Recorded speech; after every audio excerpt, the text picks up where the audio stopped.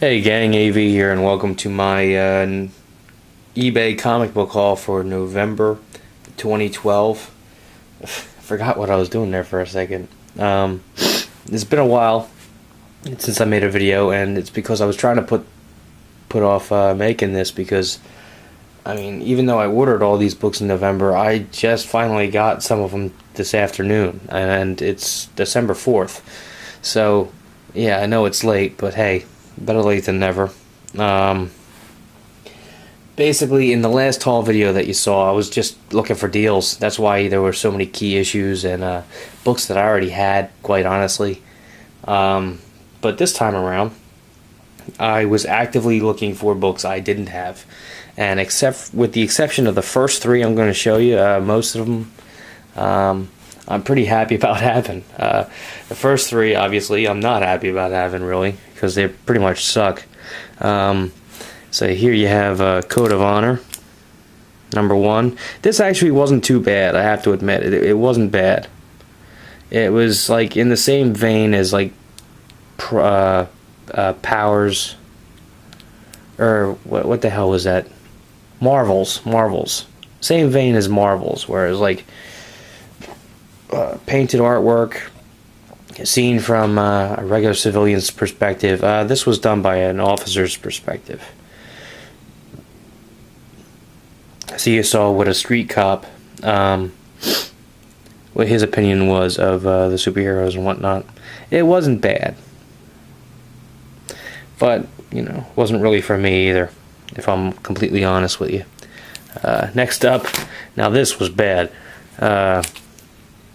Super Soldier from the Amalgam comic line, which ironically enough hit stands on April 1st. April Fool's Day. This was when Marvel and DC got together. They had one of their crossovers, and basically both universes collided, and some of the heroes from either side combined into one hero. Here you've got Superman and Captain America. Mark Waid and Dave Gibbons were responsible for this, and don't let those names fool you, because this story was awful. Awful. Like I said, I was thinking about the Amalgam universe recently. I had sold all but my Dark Claw book years ago, and I just wanted to reread this to just make sure I didn't make a mistake by getting rid of it the first time, and I sure as hell didn't. I'm glad I only paid $1 for it, because it's really not worth much more than that. And last of the disappointing books was Lobo's Paramilitary Christmas Special, which actually, again, wasn't all that bad. It was a decent read. I mean, I've read worse, and it had its moments. But if it's not in your collection, you're not missing out on too much. Now let's get into the good stuff. The Emperor Doom graphic novel, which I picked up for, I believe, $20. It's in near mint condition, only a slight issue down here at this corner. This is a graphic novel, by the way, not a trade paperback. Back in the day when Marvel Comics came out with these square-bound books, they were original stories, much like the Death of Captain Marvel graphic novel. I mean, they weren't collected from the issues like the trade paperbacks are nowadays. I mean, these were original stories. And so far, as you can see, I'm still reading it, but so far this one's awesome. I'm loving it. I mean, how could I not? It's the Avengers and my all-time favorite villain. I mean, an original story I'd never read containing all of them. I mean, how could I not love it? But it's pretty cool. Pretty cool. Nice glossy pages. Good stuff. Easily worth the $20 I paid for it. Alright, let's get these out of the way. Now, I hit the bargain bins kind of hard because, ironically enough, they had a lot of the books that I was looking for. And when I say bargain bins, I mean the ones from eBay sellers. I mean, there are plenty of eBay sellers out there that have books for $1.50 or less in their eBay stores, if you just bother to look. And at one retailer who had something else that I was looking for, managed to find all 4 parts of the Galactic Guardians. This was a miniseries, a spin-off from the 90s run of the Guardians of the Galaxy, which, even though I love the Guardians of the Galaxy, for some reason I never picked this up, so I was happy to find all 4 issues. You got issue number 1, issue number 2, issue number 3, and issue number 4. Cool characters, very, very cool stuff. Next up, we got my Captain America books. Again, most of these were in the bargain bin. As a matter of fact, all but the last one were in the bargain bin. This was Cap Volume 1, 327, first appearance of the Patriot, who later becomes Captain America, later becomes a U.S. agent, John Walker. This is an upgrade from the copy I had previously. It only cost me $1. Figure why not. It's a very fine condition. Mine was a little bit more beat up than that from being read too often. Same goes with this one, Captain America 350. I read the crap out of the copy I've got. And this one's easily in your mint. So very happy to have that. Again, as big of a Captain America fan as I am, I definitely neglected this particular series, Volume 2, because it was just god-awful. But when I found them all for $1 and I needed to fill in 2 or 3 of my orders that I had made from eBay sellers, I figured why not? I may as well complete that run as well while I'm here. I mean, they're $1 a piece. Who the hell cares? So there's Captain America number 3. Captain America number 4. Number 5. Number 12. And number 13. So now I have all of Volume 2. Thank God, I never have to think about them again. And here we go with number 19 from Volume 6. This was the last issue from that series. I got a good deal on it. I didn't actually pay $15. My comic shop guy likes me, so I get stuff at a discount most of the time. But yeah, this is very cool. As you can see, kind of looks like Cap's uniform there. But when you zoom in, it's a little montage, or what the hell is the word for that? Did I get montage right? I hope so. Frankly, I don't care. But yeah, it's a whole bunch of little images of Captain America and the Red Skull and whatever to make up the colors. And it's done by all of his artists over the years. I mean, there's Jack Kirby's in here. There's Mike Zeck's, Steranko's, Gil Kane. Is Gil Kane on here? I'm sure he is. Anyway, it's awesome. And this is the last issue that Brubaker ever wrote, too, so...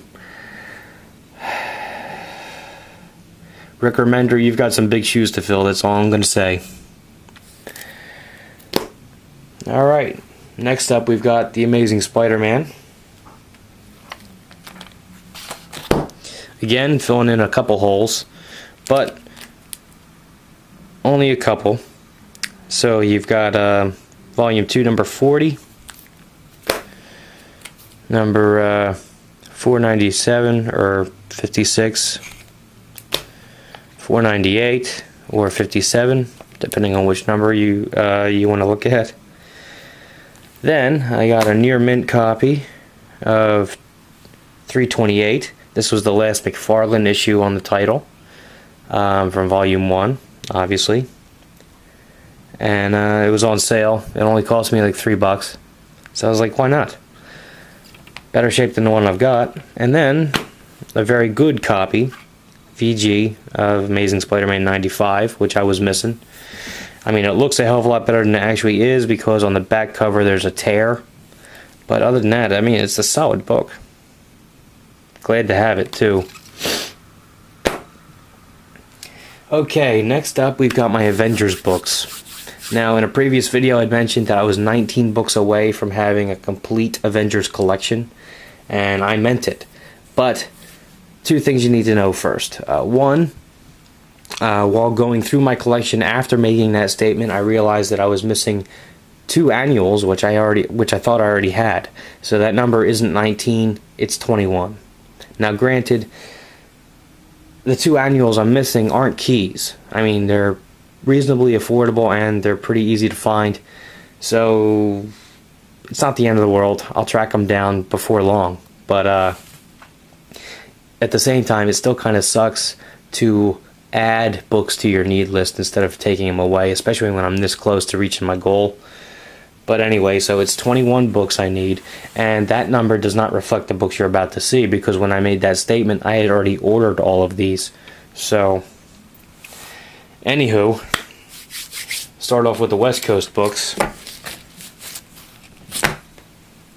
We've got number 4 from the 4-issue limited series, which I was missing. Number 93 from volume 2. 94. 95, 96, and number 102, the last issue. So now I've got a complete series. And we're back. I had to clean up the stack and take a couple swigs of beer. Next up we've got, and here's the good stuff. Avengers King Size Annual number 2. I've also ordered the Giant Size Annual number 2, which I haven't gotten yet. But yeah, I ordered that last month too. You may or may not see that in a future video. Depends on what I get. But and whether or not I remember. But hopefully it'll be here soon. But anyway, yeah, I was missing both of these. And I'm still missing 2 more annuals, like number 5 and number, I don't know, 7 or something stupid. Like I said, I had all the money books already. So I'll get them eventually. But yeah, there's number 2. Next up we've got a near mint copy of issue number 213, which is a key issue, even if it is for a morbid reason. Basically, this is the book where Hank Pym goes off the deep end and slaps the Wasp. As horrible as that is, it is a key book. If for no other reason than the fact that it has forever changed those 2 characters, and it's an event in the history of the Avengers that is talked about almost as often as thawing out Captain America. So, key book, near mint copy, upgraded from the original one I had. Drop my bottle cap. Next up we've got the Avengers number 98. Very cool. One of the books I needed. I'm that much closer. I hate that glare. Alright. Next up we've got Avengers number 97. Last part of the Kree Skrull War with Rick Jones conjuring up all the Golden Age heroes to save the day. Next up we've got CGC graded 6.5, the Avengers number 96. Awesome Neil Adams cover. It's not an investment grade, but I got a great deal on it. I'm actually thinking about cracking it open, to be honest. Figured I'd show it off before I did. If I do. But yeah, that's a great book. Great cover. Great cover. Next up we've got issue number 95.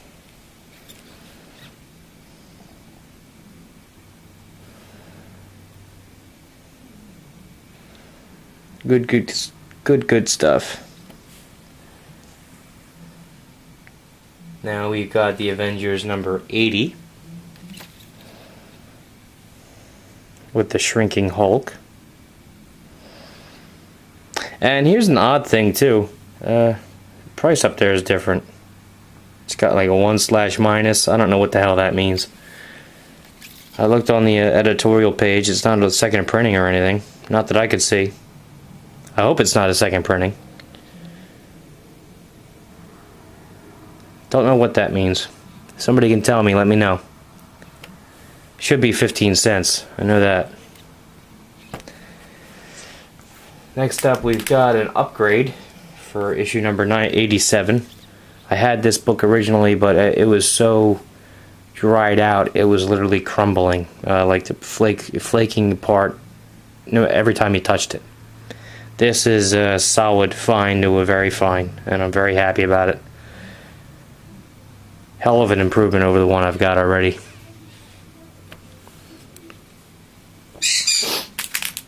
Next up, we've got the CGC graded 7.5 issue number 71.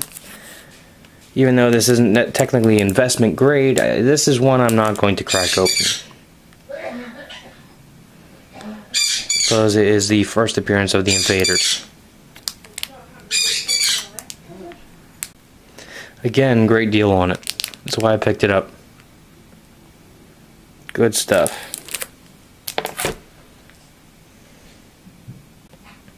Next up, we've got a beautiful copy of the Avengers number 53. The Avengers versus the X-Men. Now, when AVX was coming out, it was publicized as the first time the X-Men ever fought the Avengers. And as you can see, that's bullshit. Because, I mean, they fought back then, obviously. And believe it or not, this isn't even the first time they fought. They fought in an early issue of the X-Men. So, yeah, I don't know who the hell wrote up that publication, but it's wrong. So anyway, beautiful copy. As you can see, it's almost still perfectly white. The pages are off-white to white. Very, very little wrong with this book, and it didn't cost me very much at all. So I'm thrilled about it. Finally, I've been trying to hunt this down for ages. Finally glad to have it. Unfortunately, I can't say the same for the next book, which was, and this is going to be a hell of a jump, issue number 14, which is definitely worse for wear. As you can see here, I made a notation about a missing coupon, and even though the coupon is missing and it doesn't affect the story, if you saw the worst book in my comic collection video, you'll know that I hate having an incomplete book in my collection. It just irks me to no end. I hate it. But yeah, basically you got the Mary Marvel Marching Society badge right there on the cover, and somebody decided to join using the coupon in this book. So yeah, that sucks. And there's not also like some tape damage and off-center staples, and it's just a bad looking book, unfortunately. But I wasn't gonna bitch to the buyer, because it only cost me $10 to get this. Leave it there. And this, issue number 13. I already had a copy of issue number 13, and believe me, I'm not bragging, but there it is. Had to do that because, well, you'll find out in a later video. But anyway, got another copy of issue number 13. It's about the same grade as the one I had already, so I've got one to sell, which is pretty cool. I just have to decide definitively which one I want to keep. But for $10 to get both of those Silver Age books, you really can't complain if a coupon's missing. I mean, you could, but you'd be an asshole. And last but not least, we have, and I'm going to take a page out of Hippie Collectibles videos here. We got a tale for you. Please don't frustrate us. You've got to read it. We outdid ourselves with this issue. You're going to see more superheroes, more supervillains, and more super boneheaded mistakes than ever in this action-packed feature-length thriller, introducing Zemo and his Masters of Evil in Avengers number 6. Been dying to get my hands on this book. I mean, this has just been a glaring gap in my collection for ages. I love Baron Zemo, and Masters of Evil are just a staple to the Avengers. having both of their first appearances is a must. If you're a hardcore Avengers fan, you have to have this book. It's a VG. I mean, it's not investment grade or anything, and it cost me a decent amount. But I did pay a fair price for it, I have to admit. But it was easily the most expensive book I got, with the graded books aside, obviously. But I'm finally very glad to have it. So now, with this book and issue number 14, which I showed you, I've now got from issue number 4 up until I think 73 without any breaks. That's just awesome. Awesome. I couldn't be happier. One day, hopefully soon, I will have a complete Avengers collection. I'm pretty stoked about that every time I think about it. Very soon. Yeah, great stuff. If you like this video, check out my channel. If you like what you see there, then please subscribe. And as always, thanks for watching.